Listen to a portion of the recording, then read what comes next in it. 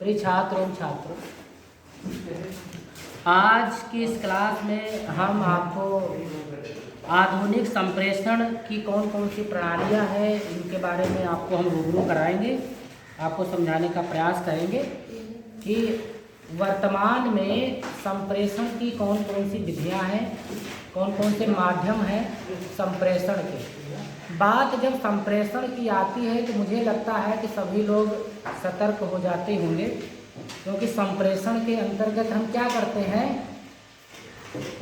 एक तथ्य, एक जानकारी एक स्थान से दूसरे स्थान पर हम पहुंचाते हैं।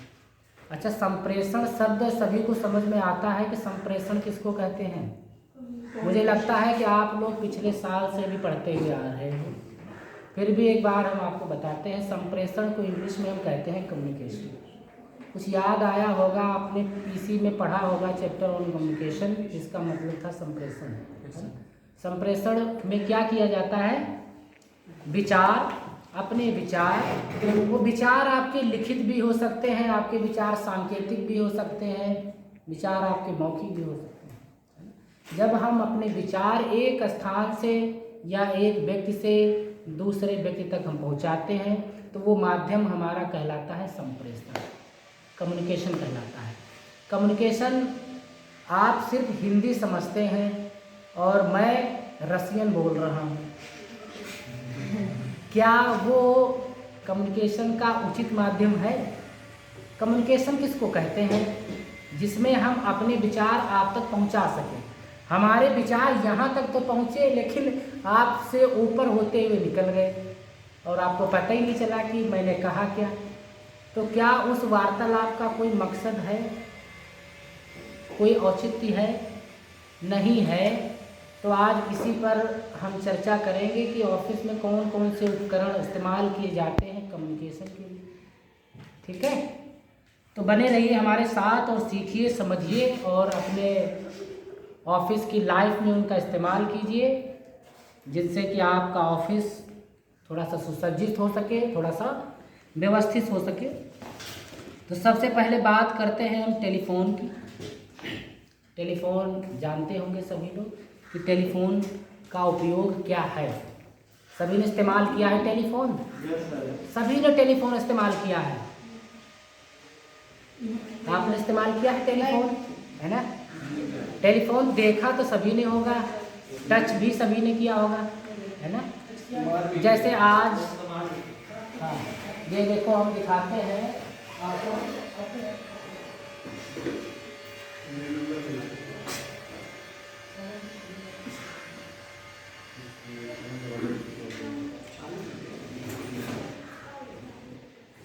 चालू है ना, ये देख रहे हैं आप?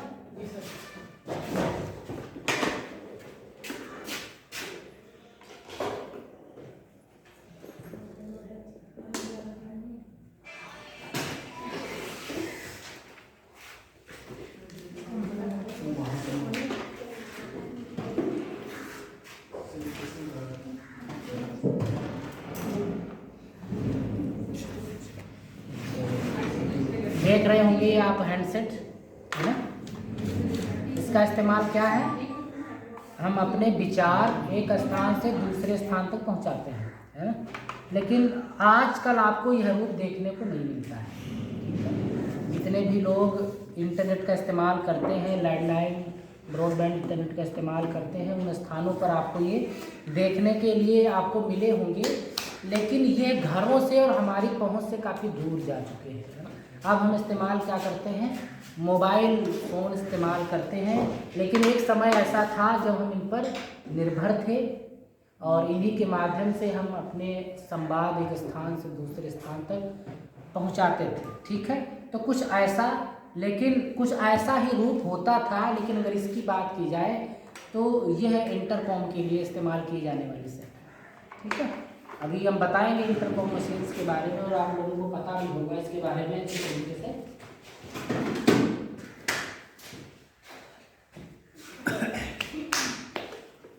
तो टेलीफोन का इस्तेमाल आप जानते हैं?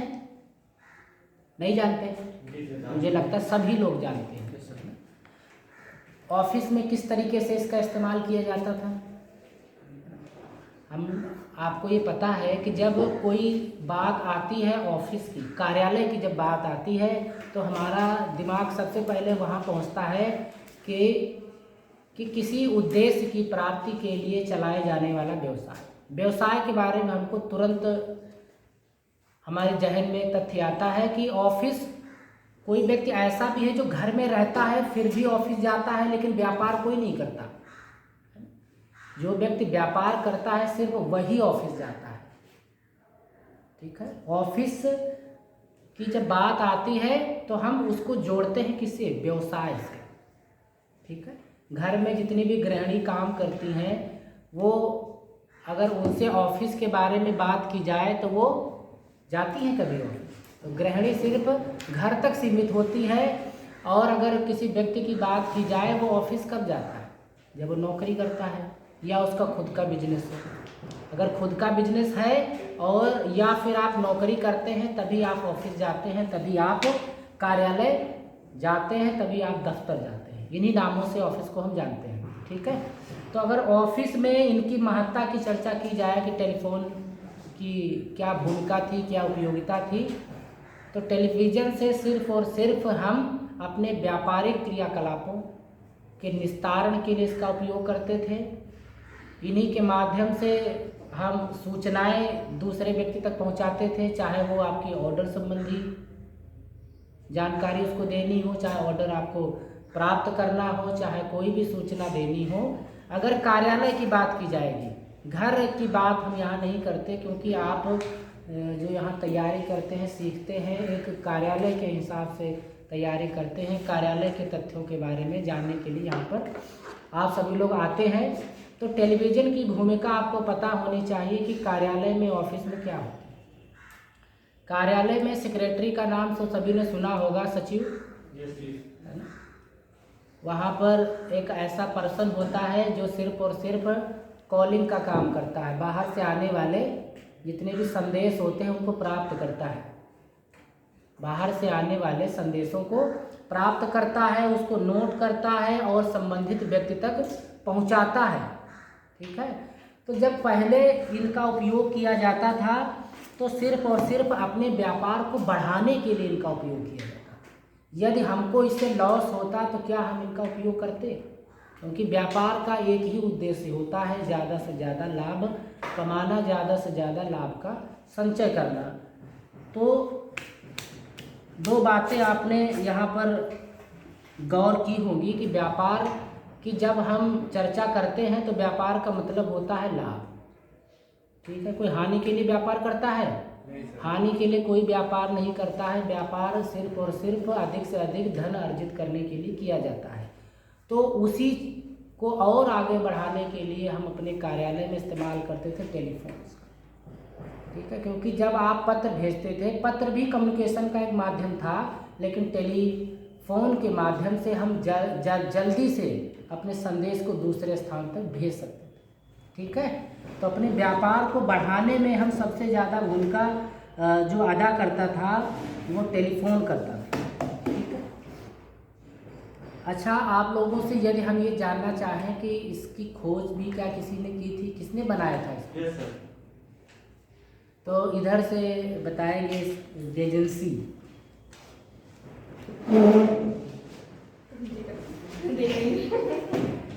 कोई बात नहीं, देखो सबको पता रहता है, लेकिन एकदम से कभी भी ऐसे नकारात्मक जवाब हम नहीं देते हैं, है ना सर। हमें तो पता नहीं, ऐसा लगता है। 1876 में अलेक्जेंडर ने किया था। हाँ, देख लिया आपने, अलेक्जेंडर ने किया था। क्या इतना ही नाम था उनका? नहीं sir, Alexander Graham Bell. Graham Bell नाम था, तो आधा पूरा नाम नहीं याद, ग्राहम बेल था। अलेक्जेंडर ग्राहम बेल उनका नाम था। उन्होंने बहुत बढ़िया प्रयास किया था, जिसकी वजह से हम यहाँ पर बैठे बैठे और कितना ही दूरस्थ व्यक्ति क्यों न बैठा हो उसके हम संपर्क में आ जाते हैं, है ना। अगर उन्होंने प्रयास ना किया होता तो आज हम जो अपने हर व्यक्ति के पास में जो फ़ोन है, जो सुविधा है, ये शायद ना हो पाती, है ना। तो आप सभी लोग उनको थैंक यू बोले कि उन्होंने आपके लिए ऐसे टेक्नोलॉजी की खोज की। ठीक है, तो नाम क्या था? अलेक्जेंडर ग्राहम बेल उनका नाम था। ये सब नाम आप ध्यान रखिएगा। ये इसलिए ज़रूरी है क्योंकि ये वाइवा में पूछा जाता है। आपसे पूछा जाएगा कि 5 आप कम्युनिकेशन के तरीके बताइए, संप्रेषण के तरीके जिनके माध्यम से हम कम्युनिकेशन करते हैं। आप 2-4 के नाम बताएंगे, 5 के बता देंगे, फिर वो उन पर ही पूछेगा। जैसे पहला आपने टेलीफोन कह दिया तो टेलीफोन पर ही पूछना चालू कर देगा, किसने खोज करी, कब खोज करी। अब ऑफिस में हम इसका कैसे कैसे इस्तेमाल करते हैं, चलो आप एक डेमो दे करके आप बताओ। हमने देखा कि आप लोग जैसे अपने कभी भी नोन से बात करते हो तो आप आसानी से कर लेते हो, लेकिन जब कभी अननोन से बात करनी पड़ती है तो हम बहुत जल्दी घबरा जाते हैं, है ना। तो आप लोग प्रयास किया करो कि हम ना घबराएं। घबराते क्यों हैं कि हम ये सोचते हैं कि अब वो उधर का जो पर्सन है हमको इंट्रोडक्शन देना पड़ेगा, उसको बताना पड़ेगा, समझाना पड़ेगा, कहें क्या, कहाँ से शुरू करें। तो आप लोग ये प्रयास किया करो कि अगर अननोन से बात करें तो हम किन शब्दों से उसको स्टार्ट कर सकते हैं, ये बात नोट कर लेना। और अगर आप ऐसा नहीं करोगे तो यदि आप ऑफिस में काम करते हो, ठीक है, रिसेप्शनिस्ट हो, रिसेप्शन पर अगर यदि आपकी जॉब लगती है तो आपको फ़ोन हैंडलिंग का काम आपको करना पड़ेगा। और वहाँ पर फिर आपको को पता नहीं होता है तो हम कभी ऐसे शब्दों का इस्तेमाल कर देते हैं जिससे कि हमको ही वो ऑड फील होने लग जाते हैं, है ना। तो आप आसानी से आप कभी किसी काम को कर पाएंगे जब तक आप उसका अभ्यास नहीं करेंगे। जब अभ्यास उसका निरंतर आप करते रहेंगे तो उस काम को आप भी बहुत ही आसानी से कर पाएंगे। तो ज़्यादा हम इस पर चर्चा नहीं करेंगे, बस यही हमको बताना था कि इसका इस्तेमाल क्या करते हैं। और ये मुझे लगता है आप लोग पहले से ही इसके बारे में अवगत थे, है ना। 1-2 बातें जैसे कि जिसने पढ़ा होगा उसको तो पता ही था आविष्कारक के बारे में, अब तो सबको पता चल गया। किसने खोज की थी? अलेक्जेंडर ग्राहम बेल ने इसकी खोज की थी। बहुत अच्छी बात है और आप सभी लोगों ने बड़ा अच्छा प्रयास किया। अच्छा, अब थोड़ा सा हम चलते हैं इंटरनेट पर, ठीक है। इंटरनेट पर चलते हैं, देखते हैं इंटरनेट के बारे में। तो ये भी संप्रेषण में दूसरा प्रणालियों में से आता है। हाँ, ये भी संप्रेषण का एक माध्यम है और इसके द्वारा भी हम सूचनाएं एक स्थान से दूसरे स्थान पर हम प्रोवाइड कराते हैं, ठीक है। तो इंटरनेट की भी किसी ने खोज की थी? किसने? नाम आप भूल गए, किसी न किसी ने तो की ही होगी।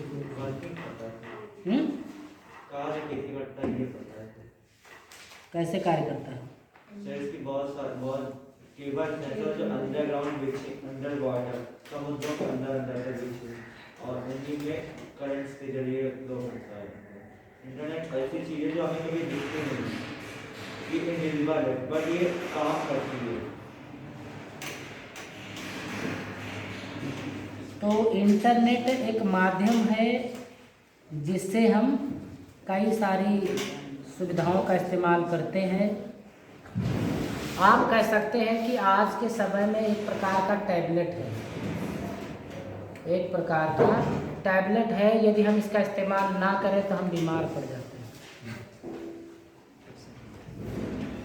हम परेशान हो जाते हैं, हम अपने समय को अच्छी तरीके से नहीं बिता पाते हैं। तो ये हर प्रकार के लिए ज़रूरी है। इतना अब हम इसके आदी हो गए हैं इंटरनेट के, यदि हमें ये क्षणिक भी नहीं मिलता है, अगर हमको पता है कि हमारे फ़ोन में रिचार्ज इसका ख़त्म हो गया है इंटरनेट का, तो हम व्याकुल हो जाते हैं। क्योंकि 5-5 मिनट पर तो हम अपने हाथ में फ़ोन को पकड़ते हैं, मैसेज को चेक करते हैं, है ना, व्हाट्सएप चेक करते हैं, फेसबुक, इंस्टाग्राम देखते हैं। तो जो लोग इसके आदी हैं, कुछ लोग समझदार होते हैं जो अभी भी इस्तेमाल नहीं करते होंगे, कम इस्तेमाल करते होंगे, करते तो फिलहाल मुझे लगता है कि चाहे कुछ लिमिटेड करते हों, करते तो सभी लोग होंगे, है ना। कुछ न कुछ तो पार्ट हम इंटरनेट का ज़रूर इस्तेमाल करते हैं। तो एक ऐसा माध्यम है जिससे कि हम कई प्रकार की सेवाओं का उपभोग करते हैं और उन्हीं सेवाओं में एक है आपका ईमेल, ठीक है। यदि आपके फ़ोन में इंटरनेट ना हो तो क्या हम ईमेल की सुविधा का लुत्फ़ उठा पाएंगे? क्या हम ईमेल का प्रयोग कर पाएंगे? नहीं सर। तो हमें ऐसा लगता है कि हम कल्पना ही नहीं कर सकते। ठीक है, आपका संदेश सिर्फ आप तक ही सीमित रहेगा, आप उसको भेज नहीं सकते हैं। ठीक है, और इसमें कंडीशन भी है, जैसे कि टेलीफोन में कंडीशन थी कि अगर हमारे पास में टेलीफोन है तो उसके पास में भी होना चाहिए। तो इधर ऐसे नहीं, हमारे पास में तो नेट की फैसिलिटी है लेकिन उसके पास में नहीं है, तो क्या वो रूबरू हो पाएगा संदेश से? नहीं, वो भी नहीं हो पाएगा। तो ईमेल को अगर इसके फुल फॉर्म के बारे में बात की जाए, और वाइवा में कई बार पूछा गया मैं इसके बारे में, ईमेल से इसका फुल फॉर्म, इसका क्या नाम है ईमेल को?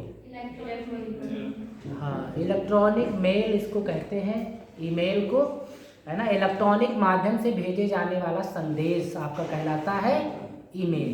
क्लियर है? अच्छा, ईमेल क्यों भेजा जाता है? ईमेल होता क्या है? ईमेल एक माध्यम है। ईमेल एक माध्यम है अपने किसी भी संदेश को दूसरे तक पहुंचाने की। जैसे डाक विभाग एक माध्यम है पत्र के माध्यम से सूचना देने के लिए, वैसे इंटरनेट के माध्यम से यदि आप किसी को सूचना देना चाहते हैं तो ईमेल उसके लिए। ठीक है, ईमेल क्या है? एक माध्यम है सूचना को दूसरे तक पहुंचाने के लिए। ठीक है, जैसे कि टेलीफोन था, हमारी वॉइस के माध्यम से सूचना दूसरे स्थान पर पहुंचाने के लिए। लेकिन दोनों में आपने देखा कि कॉमन बातें हैं कि टेलीफोन भी दोनों के पास में होना चाहिए, और जो इंटरनेट है वो भी दोनों के पास में होना चाहिए। नहीं तो एक के पास है तो वो तो भेज देगा, दूसरा रिसीव कैसे करेगा? तो दोनों व्यक्ति ही सक्षम होने चाहिए, तभी जो प्रॉपर कम्युनिकेशन है वो आपका हो सकता है। तो ईमेल आपने जाना कि इसको हम इलेक्ट्रॉनिक मेल के नाम से जानते हैं। ठीक है, अब इसको भेजते कैसे हैं, इसकी प्रक्रिया क्या है, इसका प्रोसीजर क्या है, ये भी आप सभी को पता होना चाहिए। क्या हम ईमेल, अच्छा इसमें से कौन बताएगा ईमेल के बारे में? क्या नाम है? हाँ, ईमेल भेजने के लिए किस किस की ज़रूरत पड़ती है, क्या क्या हमारे पास में अवेलेबल होना चाहिए?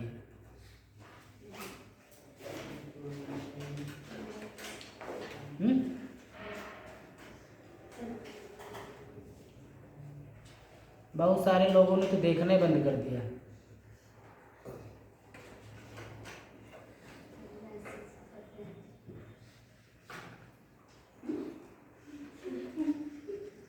बताएं।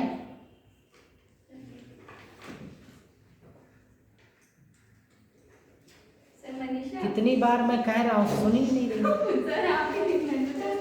वो तो बता ही रही है, आप बताएं।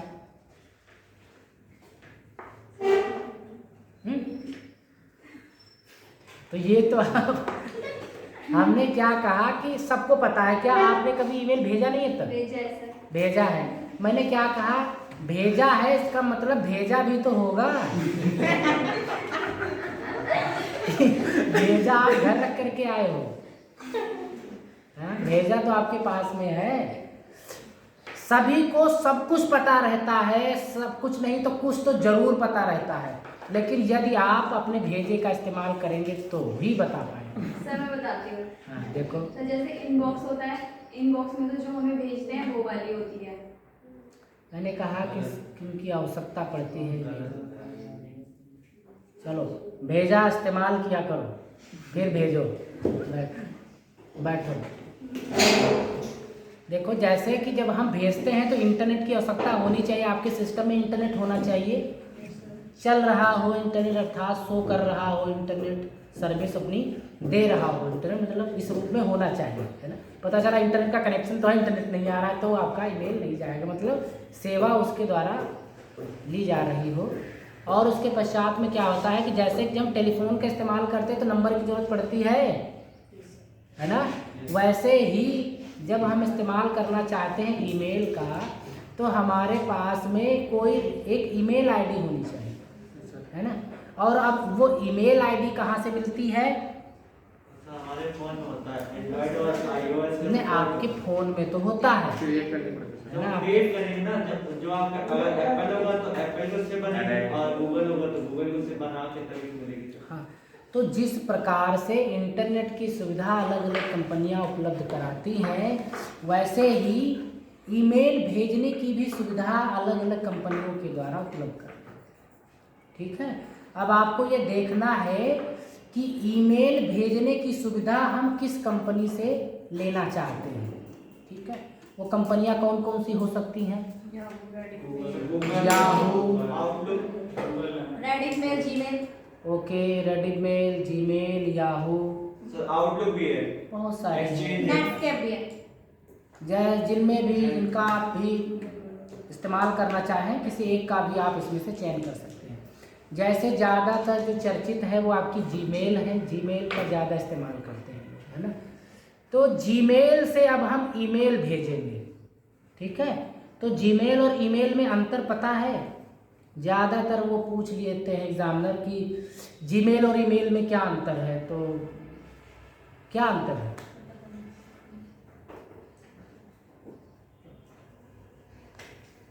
हर्ष, जीमेल और ईमेल में क्या अंतर है? देखो, मुझे सबको पता है, ये कोई आम बातें हैं, लेकिन हम इसलिए पूछते हैं ना, जब कुछ को पता है तो सबको पता हो जाए, है ना। कुछ को कन्फ्यूजन है तो सबके डाउट्स क्लियर हो जाए। तो ये ऐसे शब्द हैं, जैसे ईमेल जीमेल एक ही जैसा होता है ना, तो लोग ना कंफ्यूज हो जाते हैं उसमें। हाँ, तो जो हर्ष बताएंगे सभी लोग ध्यान से सुनना, तो कंफ्यूजन थोड़ा सा दूर होगा। जीमेल से जब किसी को भेजते हैं अपने 10 नोटिस जीमेल के द्वारा। हाँ हाँ, ओके।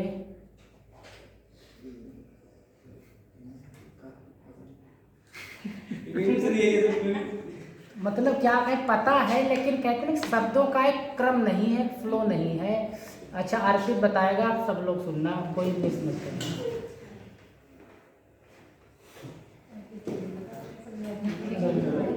अरे सुनो तो बताएगा, तुम्हें क्या लगता है?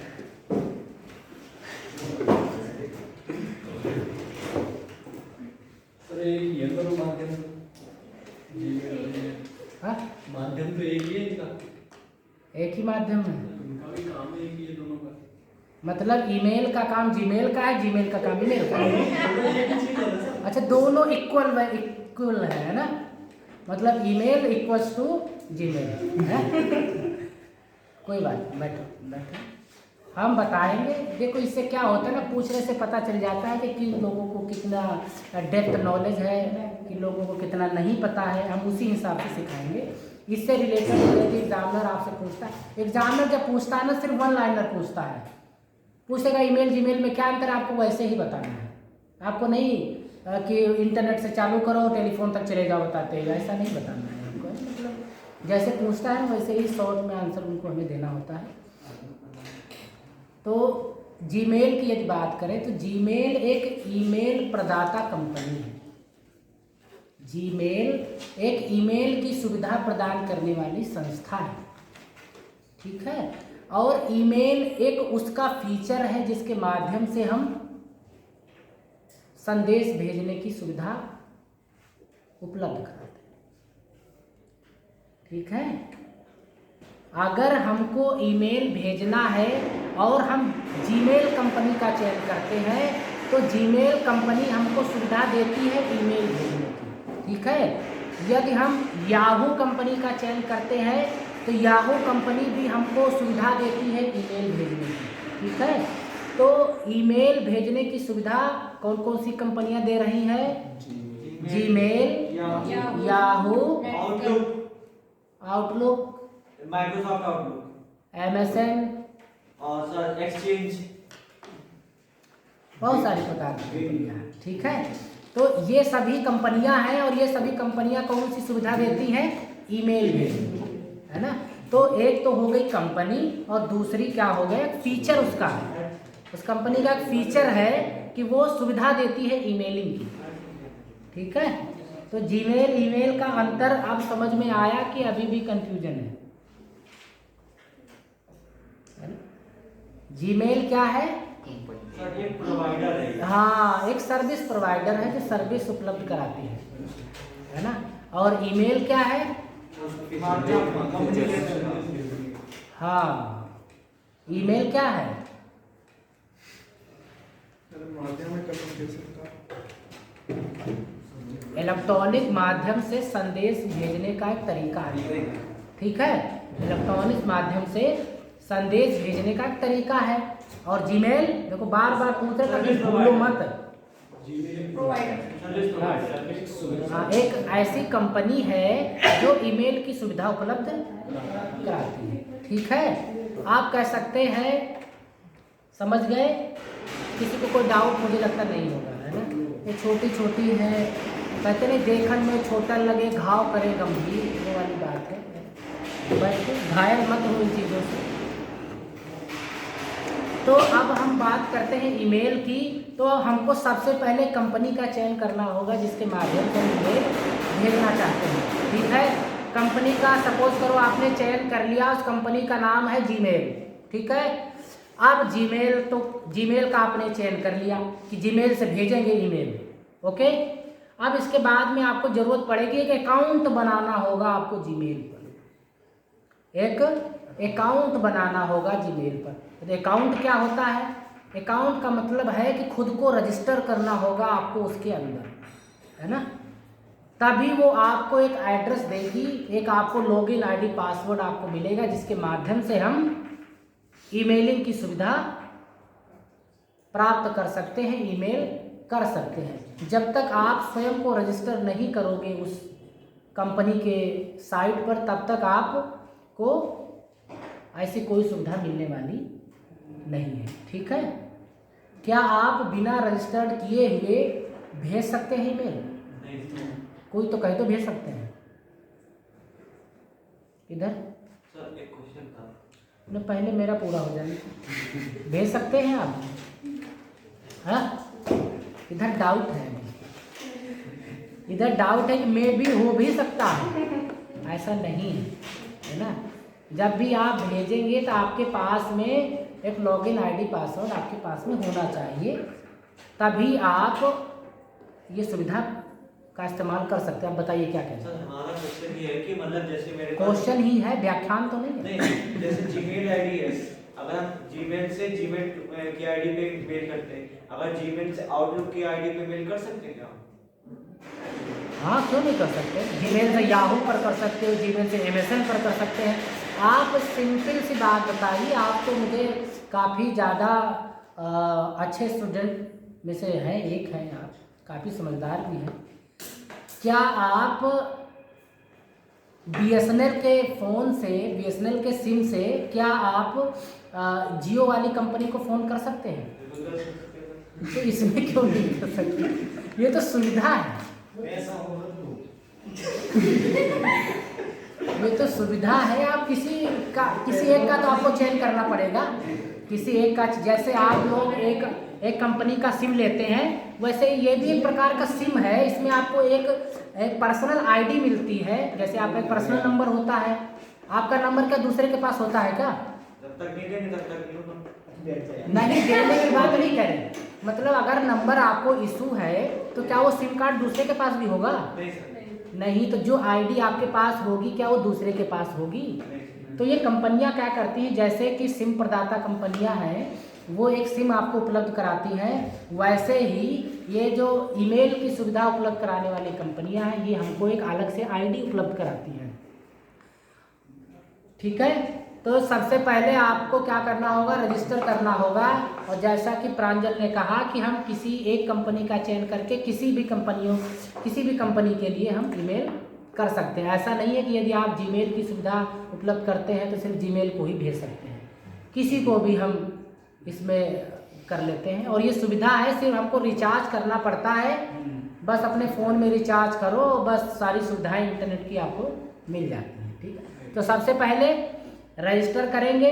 रजिस्टर करने के पश्चात में आपको एक आईडी मिलेगी, ठीक है, और एक पासवर्ड मिलेगा, ठीक। अब क्या करना होगा, जीमेल का जो अकाउंट आपने बनाया है उसको लॉगिन करना होगा, ठीक है, उसको लॉगिन करना पड़ता है। अच्छा, सभी को बनाना आता है ना? Yes sir. अकाउंट मतलब खुद को रजिस्टर करना आता है? Yes, sir. सभी लोग रजिस्टर कीजिएगा। जीमेल पर तो किया ही होगा, याहू पर भी कीजिएगा, है ना? रेडिफ मेल आती है, रेडिफ मेल पर भी बनाइएगा। बनी है सर। जिसकी नहीं बनी है हम किसी एक को नहीं पढ़ाते हैं, हमारे लिए सभी समान हैं, आप सभी लोग इस्तेमाल करें, है ना? लेकिन उसको बीच बीच में खोलते रहिएगा। जैसे आप सिम नहीं चलाते हैं तो कुछ दिन पश्चात वो डीएक्टिवेट हो जाता है, वैसे ही आपकी ईमेल भी होती है। अगर कुछ दिन हम उसको नहीं खोलते हैं, नहीं चलाते हैं, तो वो भी हमारी डीएक्टिवेट हो जाती है, ठीक है? इसीलिए ज़्यादातर लोग क्या करते हैं, किसी एक ही कंपनी की ईमेल को हम यूज़ करते हैं ताकि उसको हमें उसका आईडी पासवर्ड याद रख सके, उसकी ईमेल आईडी हमें याद रखे, ठीक है? अब जब हम ईमेल बना लेते हैं, ईमेल को हम लॉगिन कर लेते हैं, फिर उसमें एक ऑप्शन आता है। जैसे मैं यहाँ पर बात कर रहा हूँ जीमेल के माध्यम से भेजने की, ठीक है, जीमेल के माध्यम से भेजने की। अच्छा, एक बात और कि ये जो कंपनियां होती हैं, जीमेल, रेडिफ मेल और याहू, इन सब का एक एड्रेस होता है ना? इन सब का एक एड्रेस होता है, और ये सभी जो है ये इनको हम सर्च इंजन के नाम से जानते हैं। किस नाम से? सर्च इंजन से। जीमेल एक प्रकार की सर्च इंजन है, रेडिफ एक प्रकार की सर्च इंजन है। आप रेडिफ में जाएं, कुछ भी सर्च करते हैं तो वो आपको लिंक कई सारे क्रिएट करके देता है। जैसे आप जीमेल पर करते हैं सर, जैसे कि अभी आपने कहा सर्च इंजन से तो तात्पर्य हुआ कि जैसे हमारा गूगल है, याहू है, बिंग है, ये हुए सर सर्च इंजन हमारे। तो क्या याहू तो हमारा सर्च इंजन याहू नहीं तो है? बंद हो गया, याहू तो हम एक अलग रख देते हैं।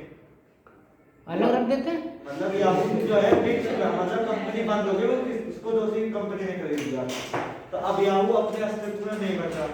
अभी अस्तित्व में जो है, जो फिलहाल है, वो माइक्रोसॉफ्ट का बिंग है और गूगल का गूगल सर्च इंजन है।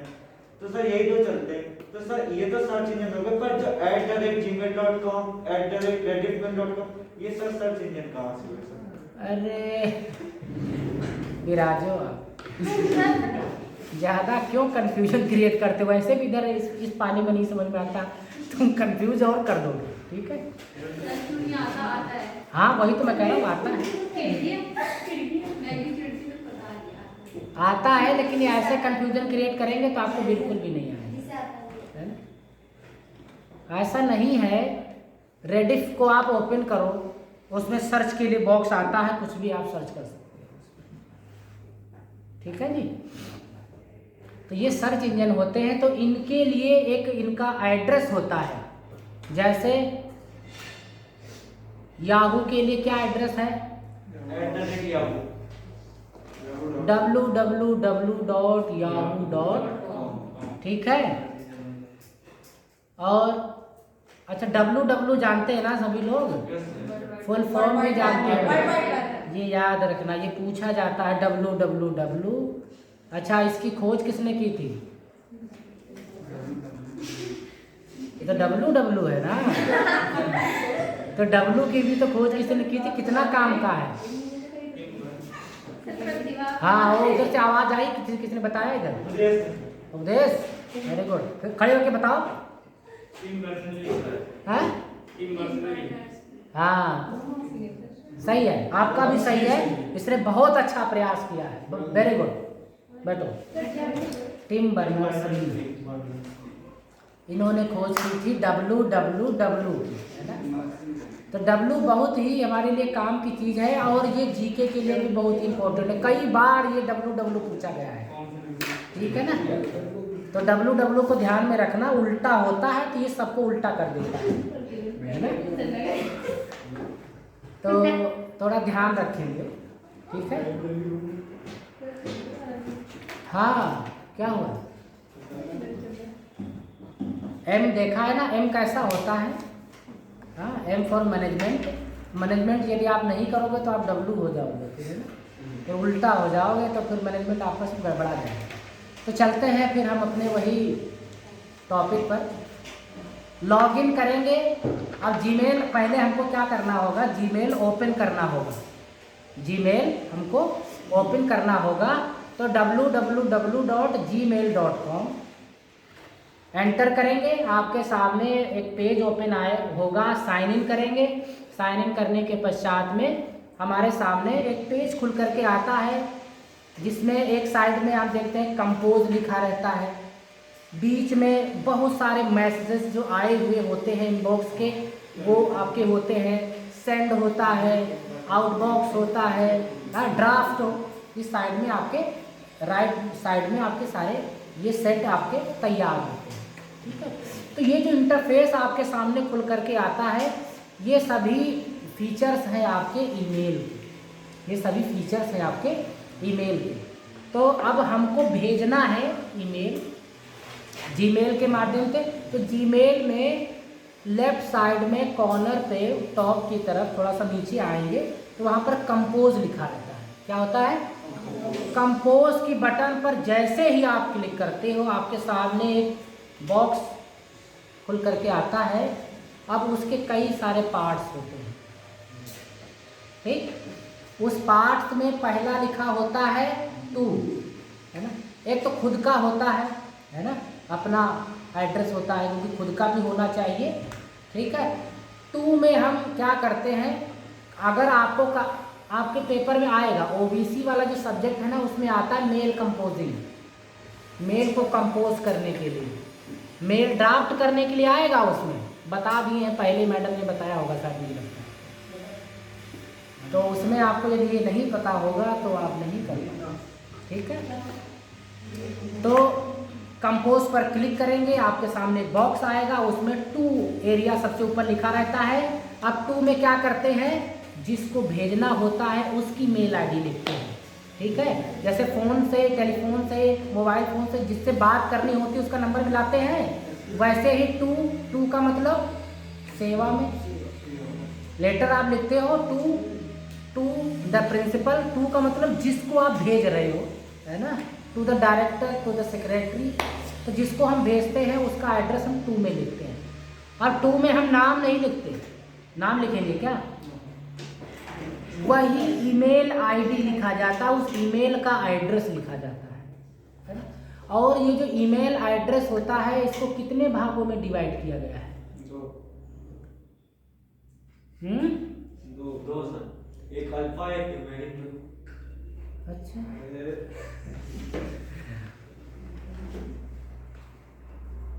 इसको दो भागों में डिवाइड किया गया है, ठीक है।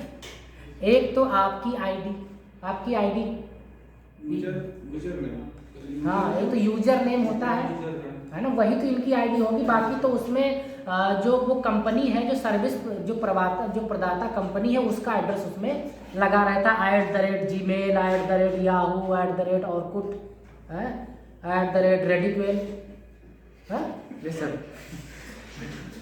आपके तो एक्सप्रेशन ही अलग है, तुम तो सर नाना करते रहते, क्या चक्कर है? नहीं सर, आपका हाँ और ना में कुछ पता ही नहीं चलता, हाँ कह रहे हो कि ना कह रहे हो। चलो तो ठीक है, दो भागों में हम उसको बांट करके रखते हैं।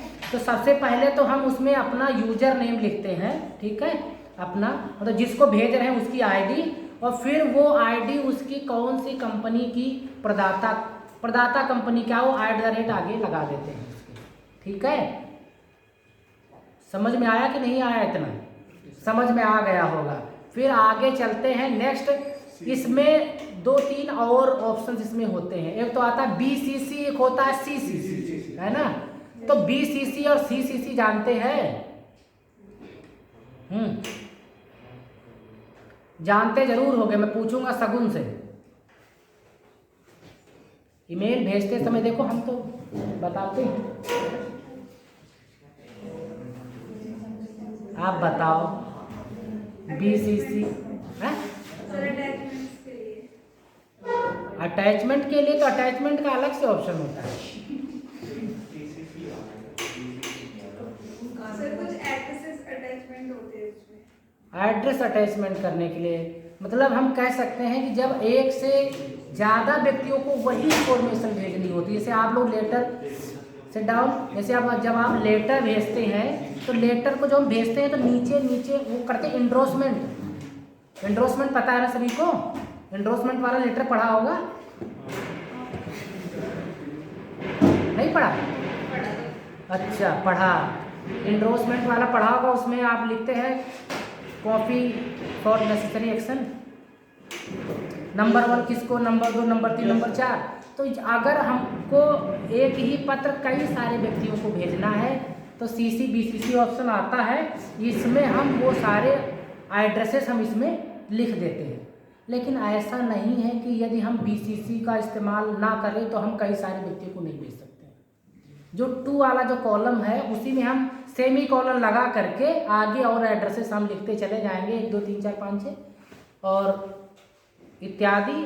तो उतने सारे लोगों को वही अटैचमेंट, वही फाइल एक ही टाइम पर भेज दी जाती है। जब हम कंपनियों में इस्तेमाल करते हैं तो वहाँ पर कई सारे व्यक्तियों को भेजी जाती है। तो वहाँ पर हम क्या करते हैं, ग्रुप बना लेते हैं। क्या बनाते हैं? आप लोग भी बनाइएगा और मुझे बताइएगा कि बना पाए कि नहीं बना पाए। सर जीमेल जी बॉस, ठीक है। क्या करना है, ग्रुप बनाना है।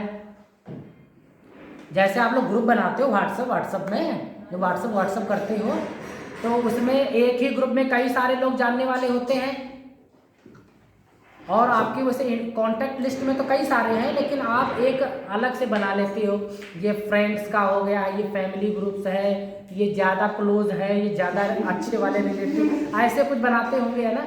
तो फिर उसमें जिसमें वो आपको पोस्ट शेयर करनी होती है उसी में करते हैं, बस उन्हीं लोगों को पता चलता है और किसी को नहीं पता चलता है। तो इसमें भी हम ग्रुप क्रिएट कर लेते हैं, है ना। और जैसे कंपनी में क्या होता है कि वो इन्फॉर्मेशन हमको उस टाइप के कंपनियों को भेजनी है ना, तो हम उसका बस सिलेक्शन कर लेंगे, उसका नाम दे देंगे और वो सारे के पास वो ईमेल चला जाएगा। हमें बार बार एड्रेस डालने की ज़रूरत। समझ में आ रहा है? नहीं आ रहा? मतलब आप लोग सन्नाटा सा जाता है, इसके अंदर आता नहीं। हाँ, तो इतना समझ गए होंगे। अटैचमेंट कर लिया, एड्रेसेस आपने दे दिए। फिर आता है अगला सब्जेक्ट का। सब्जेक्ट में हम लिखते हैं, जैसे आप लोग लेटर में सब्जेक्ट लिखते हो, सेम उसी प्रकार से हम सब्जेक्ट लिखते हैं। और उसमें पूरा जैसे लेटर में, हाँ खड़े हो उधर पीछे। सब्जेक्ट का क्या मतलब है? सब्जेक्ट में क्या लिखते हैं? अपना नाम लिखना सर। सब्जेक्ट में नाम नहीं लिखते वाले। लेटर में जब सब्जेक्ट लिखते हो तो क्या लिखते हैं? पत्र का जो मुख्य भाग है, मुख्य पार्ट है पत्र का, बैठो तुम्हारा ध्यान कहीं और है। पत्र का जो मुख्य काम है, किससे रिलेटेड है, वो मुख्य तथ्य उस लाइन, एक ही लाइन में लिख दिया जाता है, जिससे कि उसको एक बार में पढ़ के पता चल जाए कि किससे रिलेटेड है, तो वो वहाँ लिखा जाता है। फिर नीचे एक बॉक्स आता है जिसमें कि हम कहते हैं कि जो लेटर के बारे में हम लिखना चाहते हैं, आप कह सकते हैं लेटर ऑफ बॉडी। जो भी हम संदेश देना चाहते हैं वो आप उसमें लिख सकते हैं, ठीक है। फिर नीचे एक ऑप्शन आता है, वहाँ पर कई सारे फीचर्स होते हैं, लेकिन आपको जानना जरूरी है अटैचमेंट के बारे में, ठीक है। तो आपने देखा होगा कि अटैचमेंट का सिंबल सभी को पता है ना। वो सर ऐसे 2-3 लाइनें होती है इस करके, कुछ इस टाइप का होता है, ऐसे ऐसे ऐसे टाइप का, ऐसे इस टाइप का बना रहता है ना। इस पर क्लिक करते हैं। वो सर अगर पीसी से करेंगे तो जाके सीधे फाइल एक्सप्लोरर पे खुलेगा जाके। तो जहाँ खुलता है, जब आप क्लिक करेंगे तो जो स्टोरेज आपकी होगी वहाँ पर जा करके वो शो करेगा। क्लियर है? फिर अगर वो फाइल जहाँ वो जो लोकेशन वो दिखाता वहाँ नहीं है तो आप उस लोकेशन को चेंज करके जहाँ से भी आपने उसको सेव कर रखा है उस अटैचमेंट को आप उसमें लगा सकते हैं। कहो सर मैंने तो लिख दिया है, बॉक्स में तो लिख दिया है, तो फिर अटैचमेंट क्यों करेंगे, है ना। क्योंकि बॉक्स में क्या होता है कि जो संदेश हम उस पत्र के साथ में भेजना चाहते हैं मेन, वो तो हम उसमें लिखते हैं, लेकिन उस पत्र के लिए जो आवश्यक अन्य दस्तावेज हैं, जो प्रूफ के तौर पर आप भेजना चाहते हो, उनको हम अटैचमेंट के माध्यम से भेजते हैं, ठीक है। फिर वहीं लास्ट में नीचे एक ऑप्शन होता है सेंड। सेंड बटन पर हम क्लिक करते हैं और थोड़ी देर बाद आपके सामने लिख करके आता है your message has been send. आप वो जब हम लेफ्ट साइड में जाते हैं देखना चाहते हैं गया कि नहीं गया, तो एक सेंड बॉक्स होता है, सेंड बॉक्स में क्लिक करते हैं तो आपके द्वारा जितनी भी ईमेल भेजी गई हैं उन सब का रिकॉर्ड सेंड बॉक्स में मिलता है। ठीक है, तो वहाँ से देख लेंगे। कभी कभार क्या होता है कि हम भेज देते हैं, देखते नहीं हैं, कभी कभार जो ईमेल हमारी बाउंस हो जाती है, मतलब किसी एरर की वजह से, त्रुटि की वजह से, तो हमने भेज दिया। तो हमें लगता है कि आप सभी को अगर पहली बार कोई नई ईमेल भेज रहे हो तो आपको देख लेना चाहिए। हो सकता है कि ईमेल डालते समय कोई त्रुटि हो गई हो, ईमेल पूछते समय कोई त्रुटि हो गई हो, है ना, तो वो ईमेल हमारी जाती नहीं, इसमें एरर शो कर देता है, तो हम उसके आगे की कार्रवाई कर सकते हैं। ठीक है, तो आप लोग जब नई ईमेल भेजते हैं किसी को पहली बार तो देखना चाहिए। ठीक है, तो इतना तो आप समझ गए होंगे। ईमेल भेजना सभी को आ गया होगा। उसमें 2-4 फीचर्स और होते हैं, जैसे कि आउटबॉक्स होते हैं, ड्राफ्ट, सेंड, ठीक है, हाँ, इनबॉक्स, एक स्पैम का भी ऑप्शन उसमें आता है। इस्तेमाल कीजिएगा, ना समझ में आए तो बताइएगा, थोड़ा सा कार्य को आगे बढ़ाते हुए चलते हैं, है ना। मोबाइल फ़ोन के बारे में आप जानते हैं कि इसको ले जाना बहुत ही आसान रहता है, सुविधाजनक होता है ना, अट्रैक्टिव भी है, जहाँ चाहो हाथ में पकड़ करके आप ले जा सकते हो, सारी सुविधाएं इसमें रहती हैं। टेलीफोन्स के साथ में ऐसा नहीं था, वो लैंडलाइन सिस्टम था, उसमें वायर को लिए कहाँ तक हम जाते, तो वो बड़ा असुविधाजनक लगता था। तो ये आपको ध्यान में रखना है, इसको पढ़ना भी है। जैसे एक शब्द आता है ये PBX, है ना, PBX के बारे में जानते हैं सभी लोग? फुल फॉर्म नहीं पूछा, जानते हो PBX क्या होता है ना? PBX का फुल फॉर्म क्या बताया इन्होंने?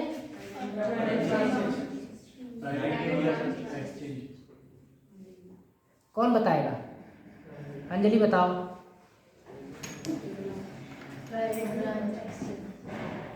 प्राइवेट ब्रांच एक्सचेंज, इसका इस्तेमाल क्या है तुम बताओ, खड़े हो हर्ष। देखो इससे क्या होगा ना कि आपके अंदर जो कमी है वो दुरुस्त हो जाए, बताने से कमी हमारी ठीक हो जाती है। हाँ, इसका क्या होता है, PBX इस्तेमाल क्यों करते हैं?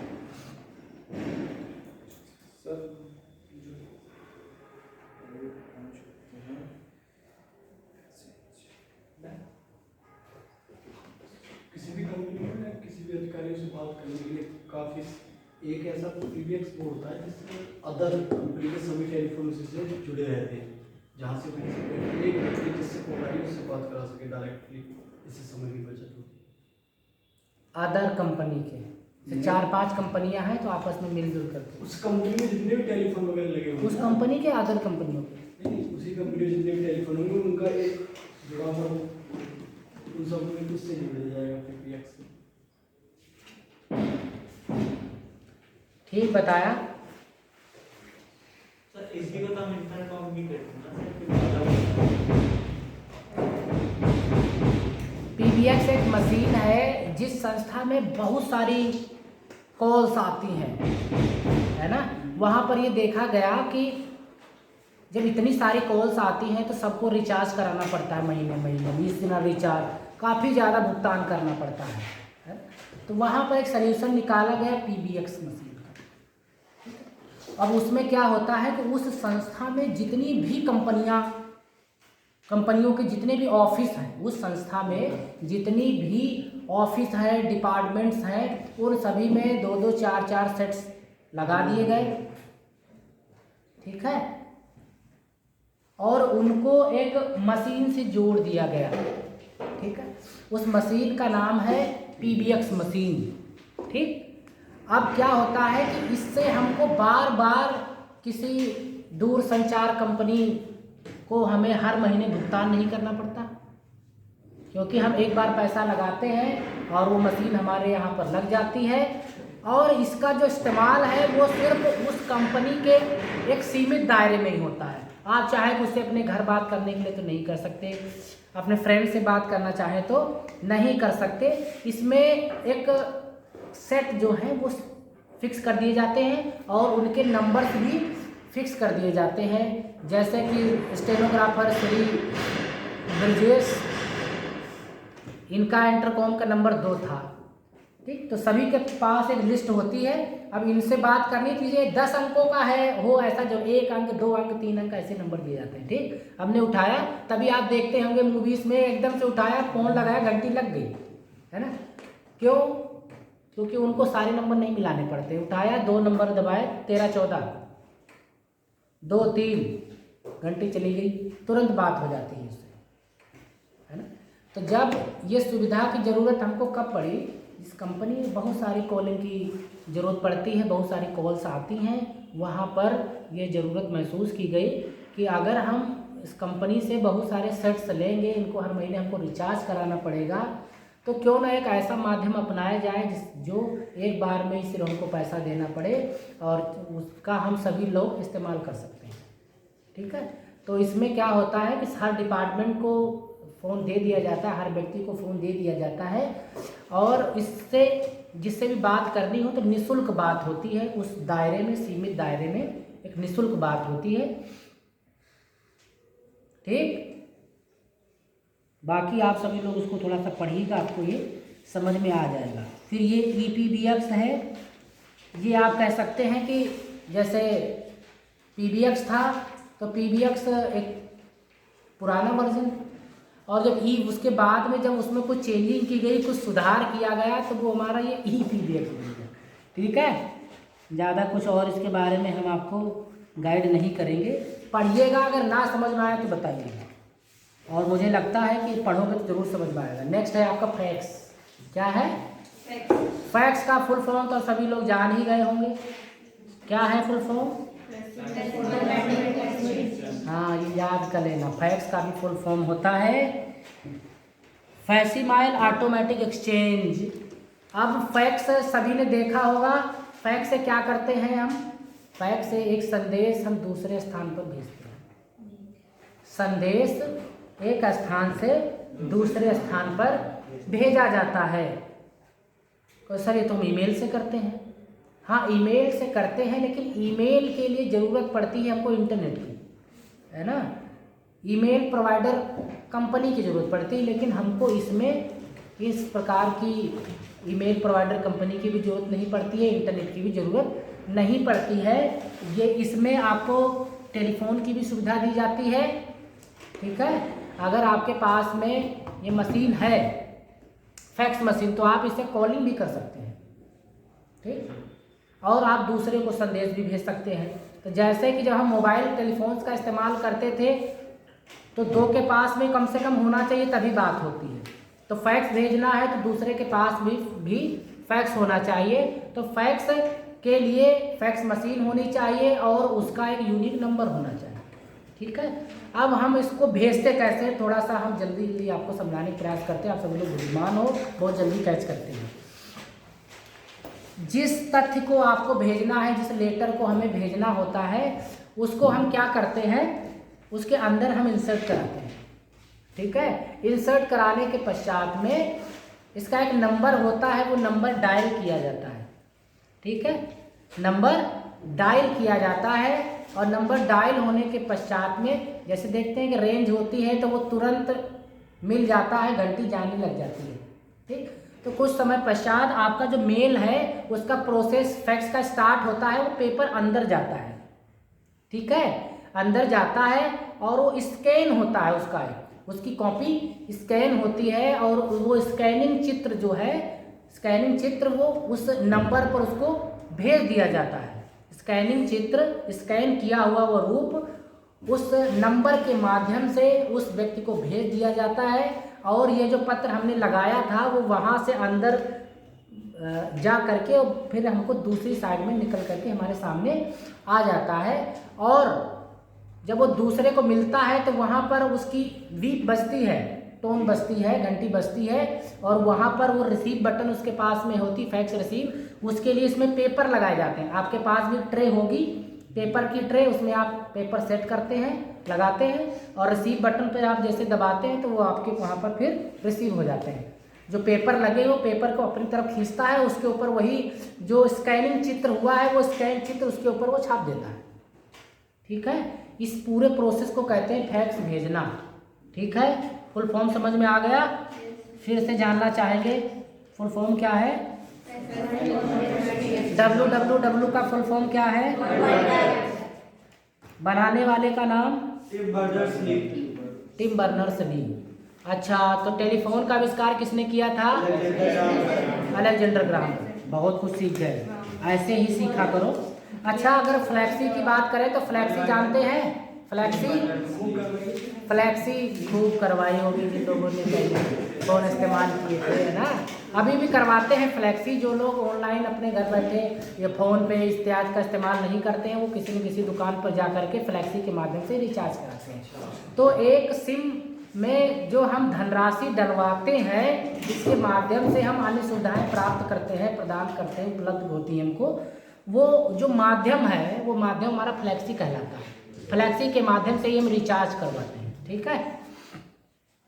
अच्छा, तो आगे यदि हम चलें आपको ले करके, तो वहाँ पर आपको सीखने को मिलेगा कि आधुनिक सूचना भंडार प्रणालियाँ कौन कौन सी हैं। आधुनिक सूचना भंडारण प्रणालियाँ और कौन कौन से उपकरण इसके लिए उपयोग में लाए जाते हैं। तो पिछले वाले चैप्टर में जिसमें हमने आपको बताया कि आधुनिक संप्रेषण की कौन कौन सी प्रणालियाँ हैं, आपने सीख लिया होगा। तो इस क्लास को यहीं पर वाइंड अप करते हैं, मिलते हैं नेक्स्ट क्लास में।